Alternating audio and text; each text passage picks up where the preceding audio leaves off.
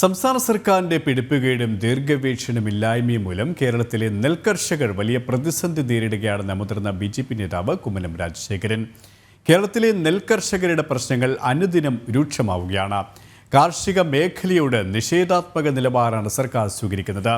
കേന്ദ്രം അനുവദിക്കുന്ന പണം പോലും ധനലാഭത്തിനായി ഖജനാവിലേക്ക് മാറ്റുകയാണ് സംസ്ഥാന സർക്കാർ. കാർഷിക മേഖലയോടുള്ള സർക്കാരിന്റെ നയം മാറണമെന്നും അദ്ദേഹം പറഞ്ഞു. മറ്റൊരു സംസ്ഥാനത്തുമില്ലാത്ത ഈ പ്രതിസന്ധി എന്തുകൊണ്ട് കേരളത്തിൽ മാത്രം ഉണ്ടാകുന്നു? കേന്ദ്രം നെല്ല് കർഷകർക്ക് ആവശ്യമായിട്ടുള്ള തുകകൾ കാലാകാലങ്ങളിൽ കൂട്ടിക്കൊടുത്തിട്ടുണ്ട്. ഈ കേരളത്തിലെ കർഷകർക്ക് അതിൻ്റെ ഗുണഫലങ്ങൾ ലഭിക്കുന്നില്ല. കാരണം എത്ര കൂട്ടിക്കൊടുത്തു കഴിഞ്ഞാലും കേരള സർക്കാർ അതെല്ലാം പിടിച്ചു വെച്ച് അവർ സ്വന്തം ഖജനാവിലേക്ക് പണം മാറ്റി അവർ ഇതുകൊണ്ടൊരു ധനലാഭം ഉണ്ടാക്കുകയാണ്.